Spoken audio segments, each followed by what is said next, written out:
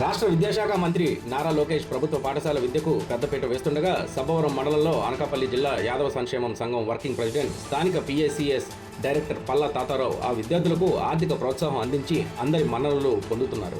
వివరాల్లోకి వెళ్తే రాష్ట్ర విద్యాశాఖ ఆదేశాల మేరకు ప్రభుత్వ పాఠశాలలో విద్యార్థులను జాయిన్ చేసేందుకు మండల విద్యాశాఖ అధికారులు, ఉపాధ్యాయులు విద్యార్థులను చేర్పించే పనిలో నిమగ్నమై ఉండగా సోమవారం సబ్బవరం శివారు చిన్నగొల్లపాలెం గ్రామంలో మండల పరిషత్ ప్రాథమిక పాఠశాలలో చేరిన 4 విద్యార్థులకు ఆ పాఠశాల ఉపాధ్యాయుని లక్ష్మితో కలిసి ఒక్కో విద్యార్థికి 5,000 రూపాయల చొప్పున మొత్తం 20,000 రూపాయల ఆర్థిక సహాయం అందించి తల్లిదండ్రుల మన్ననలు పొందుతున్నారు. ఈ సందర్భంగా పల్లా తాతారావు మీడియాతో మాట్లాడుతూ ప్రభుత్వ పాఠశాలలో చదువుకునే విద్యార్థులకు ప్రభుత్వ శిక్షణ పొందిన విద్యావంతులైన ఉపాధ్యాయులు పనిచేస్తున్నందుకు వారికి బంగారు భవిష్యత్తు ఉంటుందన్నారు.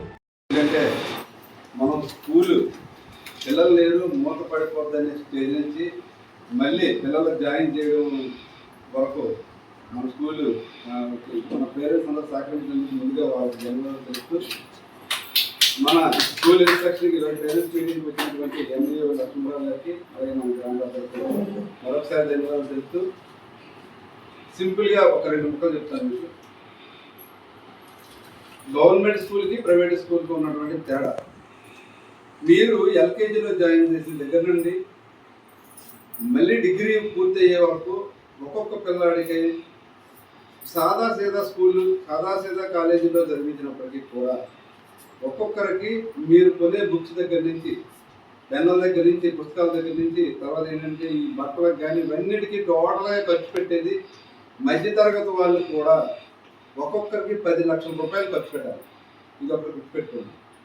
ఒక 10 లక్షల రూపాయలు, అదే 10 లక్షల రూపాయలు ఈ రోజు నుంచి కానీ మీరు అవి సేవ్ చేసుకుంటే ఆ డబ్బులు ఆ పిల్లాడికి జీవితాన్ని సెటిల్ చేయడానికి ఉపయోగపడతాయి. ఇంకొక విషయం ఏంటంటే, ఏదైతే ఇప్పుడు మనం ఇప్పుడు చెప్పింది ఫీజుల వరకు, ఇప్పుడు గవర్నమెంట్ తల్లికి 100 వేస్తుంది, సంవత్సరానికి 15,000. ఎంతమంది పిల్లలు ఉంటే అంతమందికి 100 వేస్తుంది. ఆ డబ్బులు ఏం చేస్తుంటే ముందు ప్రైవేట్ స్కూల్ ఫీజుల కింద పోయి ఇప్పుడు ఆ డబ్బులు కూడా మీరు దాయగలిగి వాళ్ళ అకౌంట్లోనే ఇవి కూడా వేసి ఉంచేస్తే ఈ సంవత్సరం వచ్చే సంవత్సరానికి ఒక 4-5 సంవత్సరాలు డబ్బులు అవుతూ ఉంటారు. మళ్ళీ వీళ్ళు పెళ్ళిడు వచ్చేటప్పటికి అవి 3-4 రెట్లు పెరుగుతాయి ఒక్కొక్క సంవత్సరం. అలా ఎన్ని సంవత్సరాలు వస్తాయి? వాళ్ళకి టోటల్గా 12 ఏళ్ళు వస్తాయి. 1వ తరగతి నుంచి చూసుకుంటే 12 సంవత్సరాలు వస్తాయి. ఈ డబ్బులన్నీ ఇప్పుడు కలిపితే ఎంత అవుతుంది అంటే మన ఫ్యామిలీ సెటిల్ అయిపోతుంది. అది మీరు ఆలోచించడం లేదు. ఉన్నా లేకపోయినా, తిన్నా తినకపోయినా ఎన్నో ఇబ్బందులు పడి పక్కలు జాయిన్ చేశారు, మనం జాయిన్ చేయాలనే ఆలోచన జాయిన్ చేస్తున్నారా తప్ప అది చదువుతున్నారా చదవట్లేదా అనే ఆలోచన మనకు. స్కూల్ నుంచి ఎందుకు వచ్చే వరకు అది మీరు ఏమీ పెట్టక్కర్లా, అంతా గవర్నమెంటే స్కూల్లోనే పెడుతుంటారు. వాళ్ళకి ప్రతి నెల ప్రతిరోజు ఉదయం వచ్చిన దగ్గర నుంచి మళ్ళీ ఇంటికి వచ్చే వరకు మధ్యాహ్నం భోజనం, చక్కీలు, ఎగ్స్. మన ఇంటి దగ్గర వారానికి 5 గుర్తిస్తామా? ఒక్కొక్కరికి ఇవ్వలేం కదా. వారంలో ఒక రోజు ఉండడం ఇష్టం. ఆదివారం అంటే ఏం చిన్న మాట్లాడుకుంటాం, మిగతా రోజులు ఏదో వారానికి 1 రోజు గుర్తిస్తాం పిల్లలకి. కానీ ఇక్కడ ఏమైంది, వారానికి 5 రోజులు 5 గుర్తిస్తున్నాం. తర్వాత ఇప్పుడు మిల్లెట్స్ అని ఉన్నాయి కదా, రాగులు, చోళ్ళు, గంట్లు ఇవన్నీ ఉన్నాయి కదా, ఇవన్నీ కలిపినటువంటి చక్కీలు ఇస్తున్నాం. అది చాలా మంచిది పిల్లలకి. రక్తహీనత అనేది ఉండదు. తర్వాత ఇంతకుముందు వారం అంతా ప్రైవేట్ స్కూల్కి అయితే వారం అంతా చదివే వాళ్ళకి ఒక ఆటలు పాటలు ఉండవు. ఇప్పుడు వీళ్ళకి శనివారం అయిందంటే ఖచ్చితంగా వాళ్ళని ఆటలాడిస్తారు. వాళ్ళ టాలెంట్ని పెట్టి ఎందులోనైతే వాళ్ళ ప్రావీణ్యం ఉందో దాని నుంచి ముందుకు తీసుకెళ్లే అవకాశం ఉంది.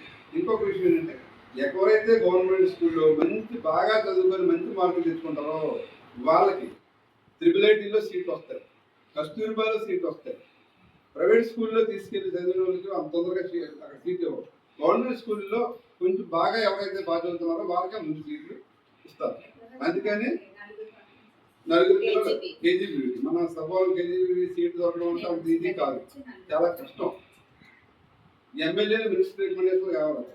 అలాంటిది మన స్కూల్ నుంచి 4 పిల్లలు వెళ్ళి అక్కడ చదువుకుంటానంటే అది స్కూల్ గొప్పతనమే కదా. అది కూడా మీరు ఆలోచించండి. ఇంకొక విషయం ఏంటంటే, ఇక్కడ ఎవరైతే ఆడపిల్లలు చదివిస్తారో ప్రతి ఒక్కరికి కేజీబీలో సీట్ ఇప్పించే బాధ్యత మీరు తీసుకుంటారు. ప్రతి ఒక్కరికి ఎంతమంది. తర్వాత